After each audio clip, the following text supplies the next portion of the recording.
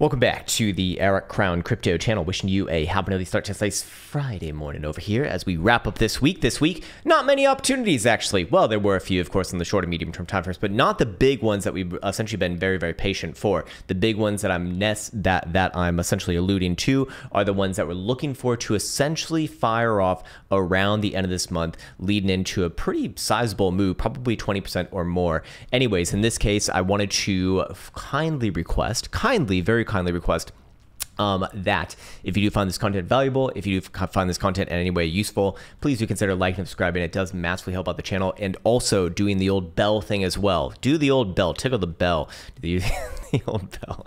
Anyways, let's jump right into it before I say any more stupid shit, and let's get into Dixie actually. So again, I want to continue to follow up on this chart as we were looking for a major bounce off of the 101 region right here, at least towards 103 and potentially towards 105. Now we've already hit the 103 region relatively fast, which does suggest that yes, we probably do see this one trudge, I'd say decently high, probably closer to 105 before the next sort of potential medium-term top in this case. For right now, this one has been playing out and continues to play out. Regular bullish divergence come off that last low, as well as essentially a bounce off of the bottom side of the weekly Gaussian channel right there as well on low volatility, while the weekly jewel is about to turn up actually and get an official, get an official setup right there as well, even playing out its own divergence. So that one might even have more legs above 105. Now, of course, I do not subscribe directly to the belief that just because Dixie goes up, everything else must go down. Obviously, that's not true exactly right now because Dixie has been going up in the past couple weeks. And what's NASDAQ been doing? What's traditional markets been doing? They've been going fucking vertical as well, making new highs for the year here too. But as far as Bitcoin goes, would that be a point in the Bullah's court or the Bear's court? It would be more alongside the Bear's court in this case. Anyways, as we do move through it, I wanted to reference yesterday's analysis. We were looking at hidden bearish divergence on the 4-hour and 12-hour time frame. This is playing out, or has played out, I would say. We had 1, 2, 3 drives right here on the 4-hour time frame and the 12-hour time frame, 1, 2, 3 drives as well, essentially retesting that low. But ultimately, nothing's really been decided as of right now. We haven't really had any conclusive closures just yet, and the overall range continues to play out. But while this is all going on, the 2-day time frame setup is getting extremely mature right here. And when I say extremely mature, it's like Stifler's mom, man. And no, what I mean to say is that this one is very likely going to have resolution, or it's not necessarily like resolution, but the beginning of the move, either like tomorrow like slash Sunday, or Monday slash Tuesday, basically the next closure or two, as we do start to witness volatility expansion coming off the 2-day time frame right here. This is what we're looking for essentially. So what essentially is the setup, you might be asking if you're new here? Well, essentially I need to stop saying fucking essentially. How about that, man? Find a new damn word, Krown. But more importantly with that, anytime that we do see 2-day time frame volatility represented by the BBWP indicator over here get two critical extreme lows, which are defined as 10 percentile or more, and expand from those extreme lows, it has led to an average move of about, if we can pull up our stats over here, about 27% over the course of about 2.5, maybe closer to 3 weeks in this case, 19 days or so. And the direction of the stochastic oscillator has been correct in getting the direction of that volatility expansion about 81.5% of the time. So we just got another closure last night, and it didn't really help with the overall situation. It wasn't really decisive in this case, but I suspect that the next one very likely will be, because this volatility over here is very obviously starting to accelerate. So I would be looking at this next period or two, again closing either that would be tomorrow night, Saturday, or Monday, I suppose, as very likely going to be the one that correlates with the direction of the stochastic oscillator. As of right now, the current pivot is 26,650, which Bitcoin is living about a couple $100 below as of right now. So if tomorrow night Bitcoin closes here, obviously that will turn back up, and probabilities will actually be on the favor of the Bullah's side. I would say that this is also likely front runnable if Bitcoin can even just trade back above basically this week's high, which is like 27.7, 27.8 or so. Bitcoin can especially close like a daily above there. At that point, yeah, very likely to see that next 20+% move to the upside over the course of the next few weeks, which again brings us into the end of this month slash early June. So that's kind of what we've all been waiting for, as May has been mostly sideways and boring, to be quite frank with you. I mean, I don't need to like I don't need to posture that that statement to be quite frank with you. It's like, you fucking know that, man. It's been boring as hell. But looking at it right here, yeah. you know, the more that Bitcoin essentially trades sideways within this range without breaking down, naturally this will have a bullish reset. But for right now, the ball is actually in the bear's court. If they are going to take that ball and continue and run with it, it very likely happens from here in the next 4 days, maximum 2 days, probably more likely. So we would be expecting breakdowns and continuation, to put it bluntly, in the next couple days. Anyways, now that we've gone through that, what's the next thing that I want to be getting into? Oh, and I should probably do a forecast of the actual price as well. You know, on average, we do expect about a 27% move from this. For the upside and the downside, it's like slightly different, but I'll just take it as if it were an upside move. If it were, we'd probably be looking at somewhere, you know, around $34,000, $35,000 most likely. If it's a downside move, we'd actually measure it a little bit different, starting seeing as it is start over here. Let me actually just get it right. And 27% would put Bitcoin actually, you know, if it goes for the average, that'd put Bitcoin all the way around 21 to 22,000 bucks. I do think that Bitcoin would have a chance to potentially put in a low somewhere around just below 25,000 bucks. However, so, you know, to the downside, the areas of interest are like 24.8, and then let's call it like mid 21s. And to the upside, the areas of interest would be obviously current highs. And then, you know, personally speaking, I do think it would go for a greater move to the upside, just because this market is, of course, you know, still moving to the upside. And it'd probably go for like that mid $30,000 territory. Anyways, we've gone through that. I did want to reference a few things back on over on this chart here, and just speak a little bit about the daily Gaussian channel. As you can see, spot and CME are actually somewhat similar, but in different postures, which is kind of interesting. But spot is actually hanging off of the bottom side of the Gaussian channel, whereas CME is actually hanging onto the mean band of the Gaussian channel. Neither one, again, conclusive right here, but it does show essentially the same thing in that, look, as long as Bitcoin's above this region right here, hopium still remains alive for the boo laws. But as of right now, the ball is in the bear's court. That's essentially the major soundbite that I want to have for today. You know, if Bitcoin is going to break down, it very, very likely happens in less than a week, probably in the next 4-day spread. And you'll very likely know it by Bitcoin closing below the bottom side of it, which guess where? It's the same place that all the other things are coming in as well, which is about 26,500 on a closing basis.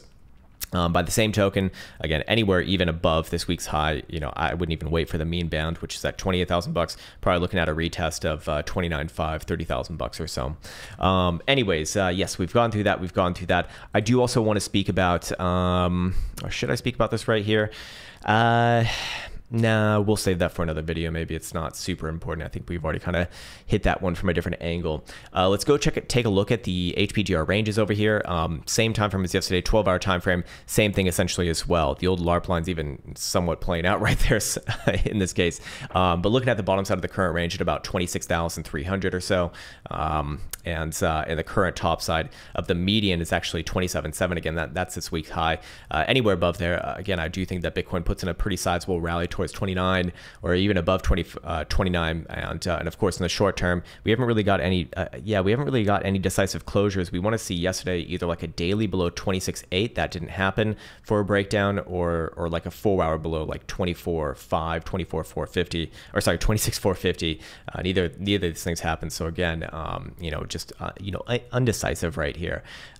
If there's anything that I could say about this, however, it would be related to a completely new indicator, which you probably have no information about, so it's not gonna be very helpful, but it'd be the HPDR O right here.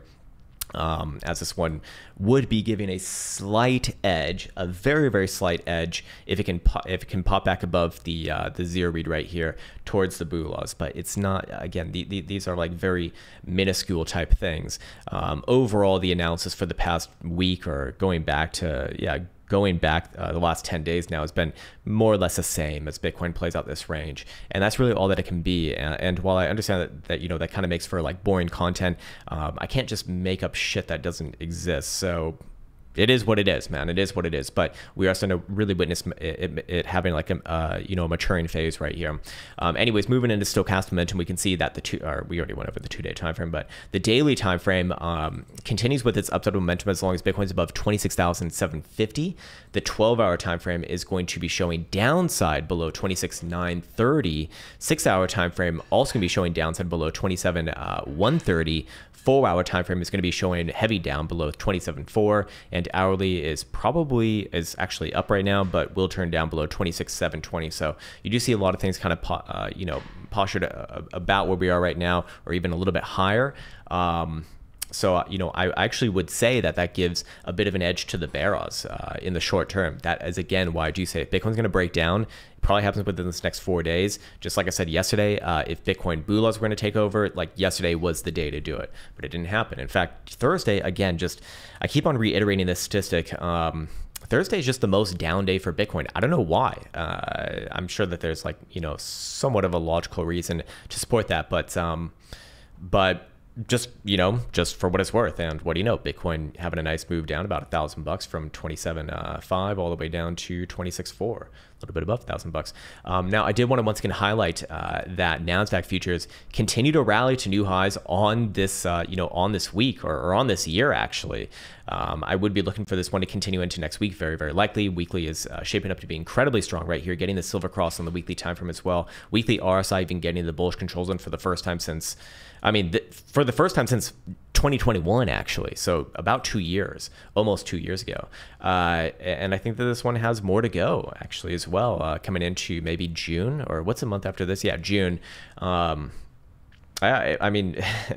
Very extremely likely into the $14,000 territory, maybe even closer to 15,000. I wouldn't necessarily say that all has to happen in June, but you get my point. This one, continues to make new highs on, on the year. And it's like, do you look at that as a bearish or bullish thing for Bitcoin? Well, usually Bitcoin's going to be following in the footsteps of technologies.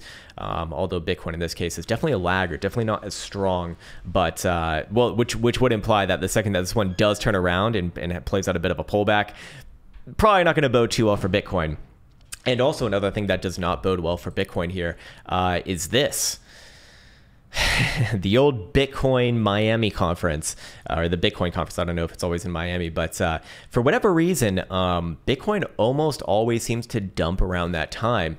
This particular price action reminds me a lot of 2018 around this time as well. That would be May, April area when the conference was. That was right over here. I actually remember this one exactly because this was one of the best trades of my life, where Bitcoin was essentially consolidating right below the 21 and the 55, and played out a nice rally into the conference. It was right here. I know it was this day. I know it was this day because I remember this vividly. And then rejects from there. It actually had a death cross as well, and then it's just down, down, down, down, down for a pretty sizable move. Obviously, in this case, almost 20% down, which does align with those 2-day time frame statistics. Somewhere around there, and that was again coming off of an original rejective high, which we have over here. And what do you know, in the current segment, Bitcoin consolidating right below the 21 and 55.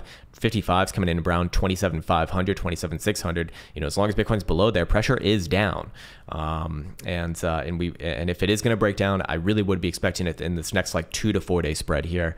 And of course, after that time, things will naturally likely turn back around. And at that point, I'd say, back to 29 plus is a lot more likely. Even 30,000 or 35,000 bucks would be very, very likely from there. Or, I shouldn't say very, very likely. I'd want to see new highs on this one first, obviously, but it would be still very much within the cards.